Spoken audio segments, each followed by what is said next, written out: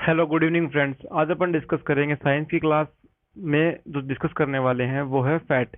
अपन ने कार्बोहाइड्रेट पूरा कंप्लीट कर लिया था। अब अपन डिस्कस करेंगे फैट। ठीक है, फैट आज की क्लास में पूरा डिस्कस कर लेंगे। फैट जो होता है वो किन चीज़ों से बना होता है, किन कंपाउंड से बना होता है। वो बना होता है कार्बन, हाइड्रोजन और ऑक्सीजन से। ठीक है,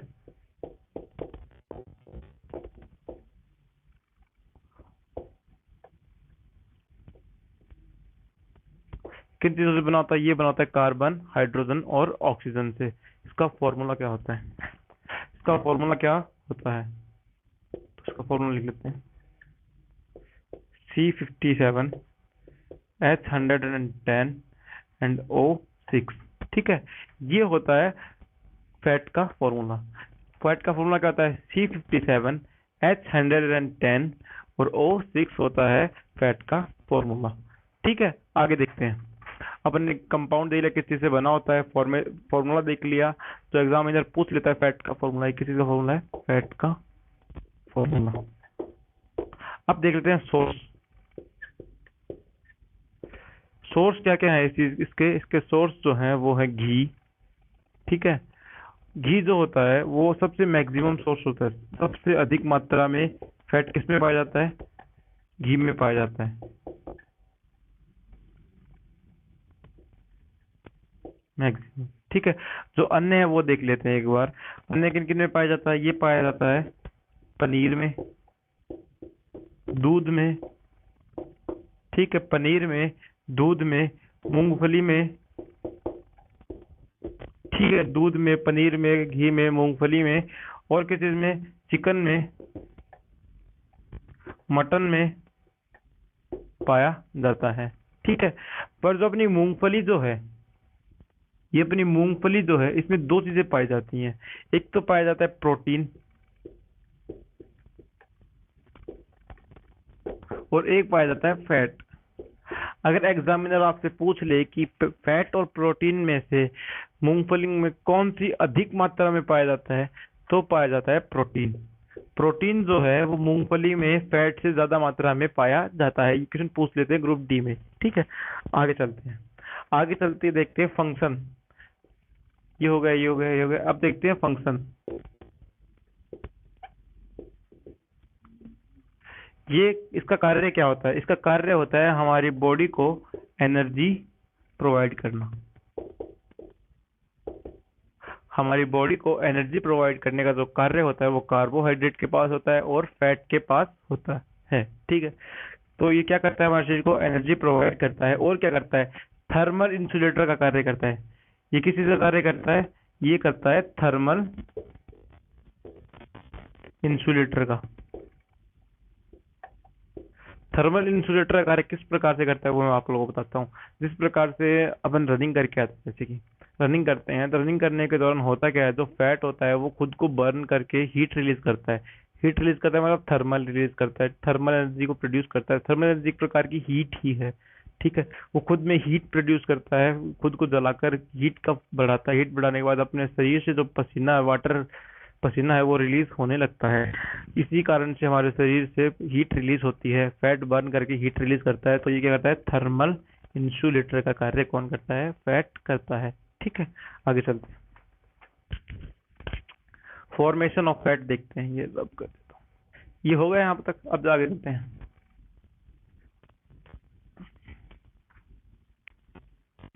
फैट बनता कैसे है? फॉर्मेशन। फॉर्मेशन किस प्रकार से होती है फैट की? जो फैटी एसिड होता है, जो फैटी एसिड होता है वो किसके साथ रिएक्शन करता है? वो रिएक्ट करता है ग्लाइसिरॉल के साथ। ग्लाइसिरॉल के साथ रिएक्ट करता है और क्या बनाता है? वो बनाता है फैट। ठीक है, क्या बनाता है? फैट बनाता है। ग्लाई फैटी एसिड के 3 मॉलिक्यूल प्लस ग्लाइसरॉल के एक मॉलिक्यूल मिलकर, मॉलिक्यूल पूछ लेते हैं कि कितने मॉलिक्यूल फैटी एसिड के कितने मॉलिक्यूल होते हैं एक मॉलिक्यूल फैट के अंदर। ठीक है, तो ये बनाता है एक मॉलिक्यूल किसका? फैट का। अगर पूछ ले कि 1 ग्राम में, पूछ ले कि आप लोगों से कि 1 ग्राम में कितनी किलो कैलोरीज होती हैं, कितनी किलो कैलोरीज होती हैं, तो 1 ग्राम के अंदर 9.3 किलो कैलोरीज, किलो कैलोरीज होती हैं। ठीक है, 9.3 किलो कैलोरीज होती है 1 ग्राम फैट के अंदर। कितने ग्राम के अंदर? 1 ग्राम फैट में होती है 9.3 किलो कैलोरीज। ठीक है, अब जानते हैं फैटी एसिड के बारे में। जो ये फैटी एसिड होता है, इसका फॉर्मूला होता है, फॉर्मूला, इसका फॉर्मूला होता है COOH। ठीक है, ये COOH किस ग्रुप का, किस ग्रुप से रिलेट करता है? ये करता है कार्बो ऑक्जेलिक ग्रुप से। किस ग्रुप से रिलेट करता है? ये करता है कार्बो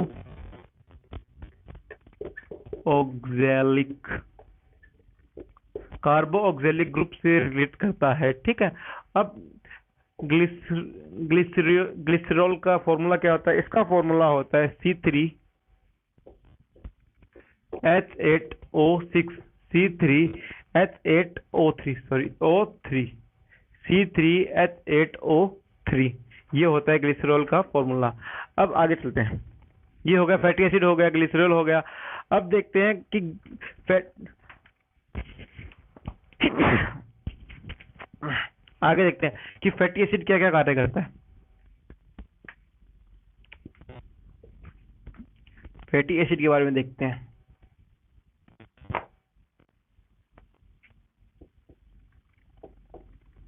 फैटी एसिड ये 2 प्रकार के होते हैं।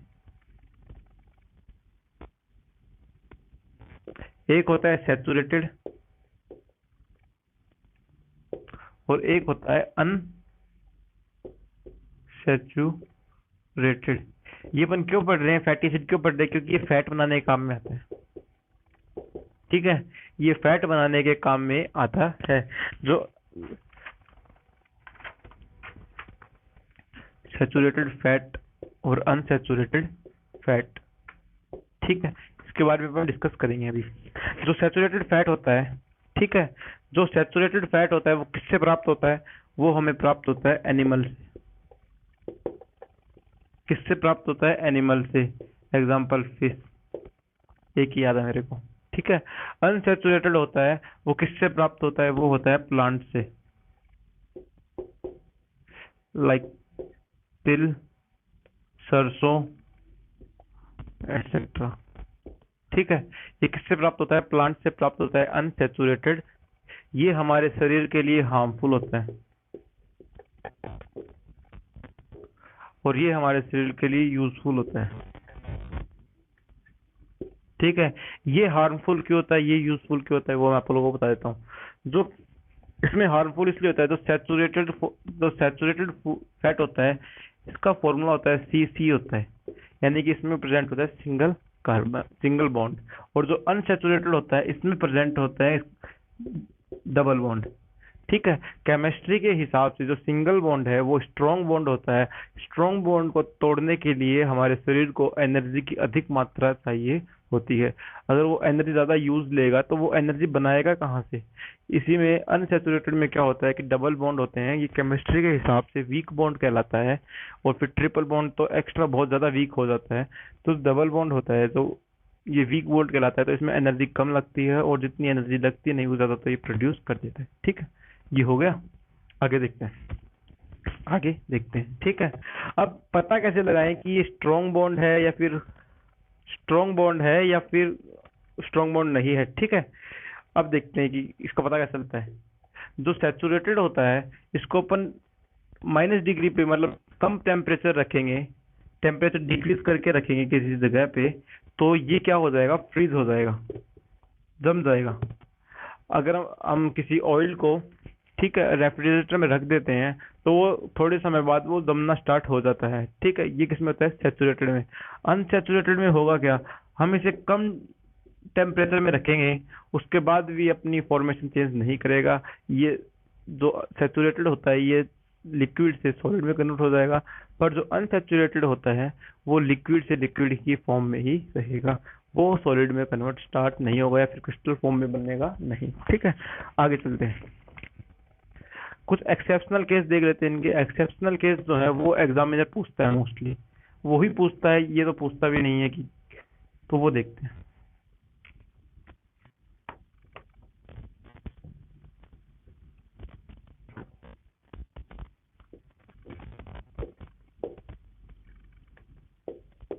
मैंने आपको बताया कि जो सैचुरेटेड होते हैं वो एनिमल से प्राप्त होते हैं, तो देखते हैं। जो कोकोनट ऑयल है वो किससे प्राप्त होता है? वो हमें प्राप्त होता है प्लांट से। ठीक है, किससे प्राप्त होता है? ये हमें प्राप्त होता है पेड़ पौधों से। ठीक है, कोकोनट ट्री से हमें प्राप्त होता है। पर ये क्या है कि ये जैसे थोड़ा टेम्परेचर कम होता है तो ये फ्रीज हो जाता है, जम जाता है। तो हमें क्या याद रखनी है, जो फ्रीज होगी वो चीजें किस में आएंगी? वो आएंगी सैचुरेटेड में। तो ये कोकोनट किस में आता है? कोकोनट ऑयल होता है, मिलता प्लांट से, तो ये किस में आएगा? सैचुरेटेड में। ठीक है, और अनसैचुरेटेड में देख लेते हैं एक बार।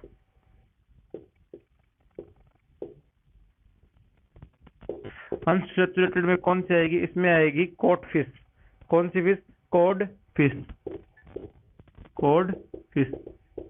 कॉड किस चीज की प्रजाति है? ये एक फिश की प्रजाति है कॉड। ठीक है, इसके लीवर में जो ऑयल मिलता है, फिश ऑयल, लीवर में जो ऑयल मिलता है, वो उसको हम कितने भी कहीं पे भी जमा ले, कितने भी फ्रिज में रख ले, वो कभी भी जमता नहीं है। तो ये किसमें आएगा? ये आएगा अनसैचुरेटेड ऑयल में, अनसैचुरेटेड घी में, अनसैचुरेटेड फैट में। किसमें आएगा? अनसैचुरेटेड फैट में आएगा। ठीक है, आगे चलते हैं। सैचुरेटेड अनसैचुरेटेड हो गया। अब फिश के बारे में आया तो थोड़ा फिश के बारे में पढ़ लेते हैं, क्योंकि आया तो है, यही खत्म कर लेते हैं।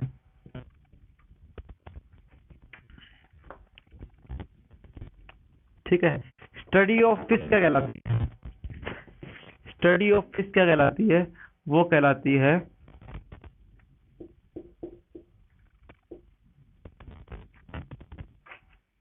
इक्थोलॉजी। इक्थो इक, इसिथोलॉजी कहलाती है। स्टडी ऑफ फिश क्या कहलाती है? स्टडी ऑफ फिश इसिथोलॉजी कहलाती है। ठीक है, एग्रीकल्चर ऑफ फिश क्या कहलाती है? एग्रीकल्चर ऑफ फिश क्या कहलाती है? वो कहलाती है पिसीकल्चर। ठीक है, रिवोल्यूशन आया था फिश का। फिश रिवोल्यूशन किस रूप में बताया जाता है? फिश रिवोल्यूशन किस चीज से पहचाना, किस चीज से पहचाना जाता है? वो पहचाना जाता है ब्लू रिवोल्यूशन से। किस रिवोल्यूशन से? ब्लू रिवोल्यूशन से। Blue revolution. ठीक है, नीली क्रांति के नाम से जाना जाता है। ठीक है, नेशनल फिश रिसर्च इंस्टीट्यूट कहाँ पे है? ये है हैदराबाद में। नेशनल फिश रिसर्च इंस्टीट्यूट कहाँ पे? ये है हैदराबाद में। ठीक है, नेशनल फिश रिसर्च इंस्टीट्यूट कहाँ पे? ये है हैदराबाद में। आगे चलते हैं।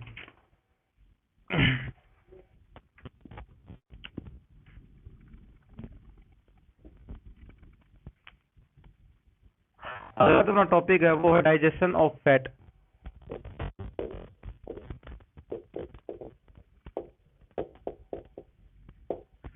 फैट का डाइजेशन कहाँ पे होता है? ठीक है, फैट का डाइजेशन कहाँ पे होता है? फैट का डाइजेशन मोस्टली, सबसे पहले याद रखें, मोस्टली कहाँ पे होता है? ये होता है लीवर में। किसमें होता है? लीवर में। और लीवर में कैसे होता है? लीवर एक जूस प्रोड्यूस करता है, फॉर्म करता है, जो क्या कहलाता है? Bile juice. बाइल जूस का कार्य क्या होता है? ये होता है फैट को डाइजेस्ट करना। ठीक है, ये सारी प्रोसेस किसमें होती है? ये सारी प्रोसेस होती है लीवर के अंदर। उसके बाद ये डाइजेस्ट करने के बाद एनर्जी लीवर में स्टोर हो जाती है। ठीक है, अब ये हो गया मोस्टली। अब इसमें पूछ ले कि एंजाइम कौन सा यूज होता है? इसमें एंजाइम कौन सा यूज होता है फैट को डाइजेस्ट करने में? किसमें एंजाइम कौन सा यूज होता है फैट को डाइजेस्ट करने में? तो ये होता है लाइपेज। एंजाइम का नाम क्या है? लाइपेज। जो लाइपेज एंजाइम होता है वो क्या हेल्प करता है, वो हेल्प करता है फूड फैट को डाइजेस्ट करने में। ठीक है, लाइपेज एंजाइम, ये लाइपेज जो एंजाइम है ये कौन प्रोड्यूस करता है, ये प्रोड्यूस करती है पैनक्रियाज। ठीक है, ये कौन प्रोड्यूस करती है, ये प्रोड्यूस करती है पैनक्रियाज। ठीक है, आगे चलते हैं। वेजिटेबल घी, ये अपना ये जो फैट का टॉपिक था डाइजेशन तक हमारा कंप्लीट हो चुका है। अब जो सॉप और डिटर्जेंट है इनके बारे में जान लेते हैं, क्योंकि ये पूछते हैं एग्जाम में कि सॉप का फॉर्मूला, डिटर्जेंट का फॉर्मूला, सॉप में किस प्रकार से बनाई जाती है, उसमें क्या डाला जाता है, कौन सी रिएक्शन करवाई जाती है, वो अपन देखते हैं। ठीक है, किस प्रोसेस के थ्रू ये बनाया जाता है। तो ये अपना कंप्लीट हो गया। अब देखते हैं वेजिटेबल घी, सॉरी वेजिटेबल घी से किस प्रकार से vegetable ghee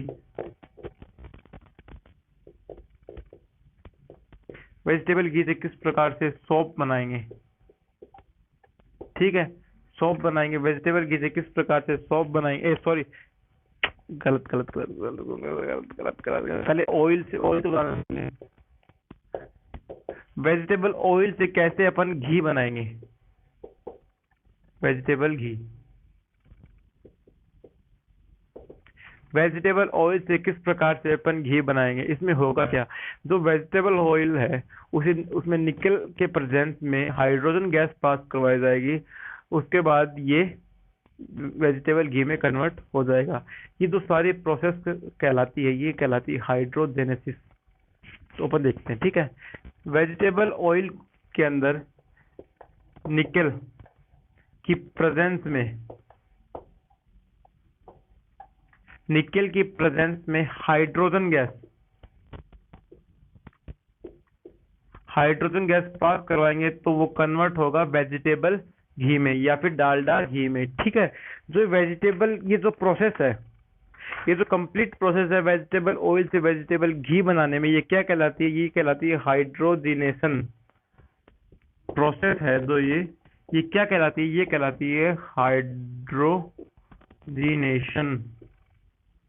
Hydrogenation process is the process in which the vegetable oil is converted into a vegetable ghee in the presence of nickel and passes through a hydrogen gas in vegetable oil.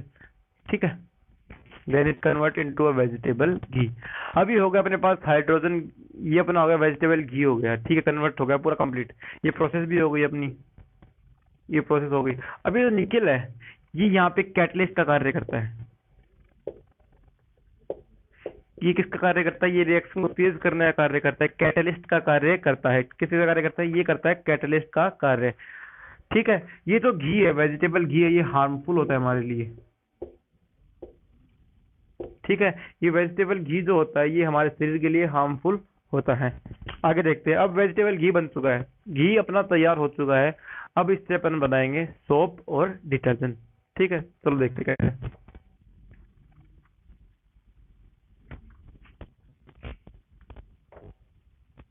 ये अपना तैयार हो गया vegetable घी। ठीक है, vegetable घी। अब इससे बनाएंगे पहले क्या बनाएंगे, इससे बनाएंगे पहले अपन डिटर्जेंट और उसके बाद बनाएंगे सोप। ठीक है, डिटर्जेंट बनाने के लिए हमें किस चीज की जरूरत पड़ेगी, हमें पड़ेगी NaOH। ये क्या है, NaOH क्या कहलाता है, ये कहलाता है कास्टिक सोडा। कास्टिक सोडा के साथ अपन वेजिटेबल घी की रिएक्शन करवाएंगे तो ये फॉर्म करेगा डिटर्जेंट की, जिसका फॉर्मूला क्या होता है, डिटर्जेंट का फॉर्मूला क्या होता है, ये होता है C17H35 COONA। ठीक है, ये होता है फॉर्मूला किसका, ये होता है डिटर्जेंट का फॉर्मूला। C17H35 COONA फॉर्मूला होता है डिटर्जेंट का। अभी डिटर्जेंट का फॉर्मूला, डिटर्जेंट अपना तैयार हो गया। अब वेजिटेबल घी के अंदर अगर अपन किसकी रिएक्शन करवाएंगे, KOH की रिएक्शन करवाएंगे तो ये किस में कन्वर्ट होगा, ये होगा सोप में कन्वर्ट। ये क्या है, KOH क्या है, ये सोप का फॉर्मूला है। सॉप सिंपल वाला सॉप, ना कि डिटर्जेंट वाला सॉप। ये सिंपल वाला सॉप है, जिसको अपन नहाने के साबुन में कन्वर्ट करवाएंगे। तो इसमें होगा क्या, इसमें इसकी फॉर्मूला क्या आता है, C17H35 और KCOO C17H35COO। ये होता है फॉर्मूला किसका, सॉफ्ट का फॉर्मूला होता है। इन दोनों प्रोसेस के अंदर एक चीज रिलीज होती है, इन दोनों प्रोसेस के दौरान एक चीज और प्रोड्यूस होती है, प्रोडक्ट और तैयार होता है। इन दोनों रिएक्शन के दौरान एक प्रोडक्ट और तैयार होता है, जेल। जो अपन बालों को सेट करने के लिए जो जेल यूज करते हैं, वो इन दोनों प्रोसेस के दौरान ही प्रोड्यूस होता है। उसे क्या कहलाते हैं, वो कहलाती है, वो जेल जो प्रोड्यूस होता है उसका नाम क्या है, ग्लिसरियोल। इसका नाम क्या है, ग्लिसरियोल। ठीक है, ये एक प्रकार का जेल होता है जो अपन बालों में लगाते हैं। ठीक है, तो आज अपना तो फैट का टॉपिक है, ये यहीं कंप्लीट होता है। अपन ने पूरा फैट जो है वो पूरा डिस्कस किया कि क्या क्या कंपाउंड होते हैं, कैसे फॉर्मेशन होती है, कैसे डाइजेस्ट होता है। डाइजेशन होने के बाद वो अपन ने घी को समझा कि घी क्या है, घी कैसे बनता है। ठीक है, और अपनी ये क्लास आज यहीं कंप्लीट होती है। अपन अगली क्लास के अंदर प्रोटीन समझेंगे। और अगर आप लोगों को ये वीडियो अच्छी लगी हो तो आप इसके बारे में कमेंट करके जरूर बताएं कि सर ये वाला पार्ट हमें समझ में नहीं आया, सर कुछ कीजिए, क्लियरिटी वगैरह नहीं है, या फिर कुछ भी आप लोगों को जो वीडियो में सही नहीं लगे वो मुझे जरूर बताएं। मैं उसमें काम करने का पूरा प्रयत्न करूंगा।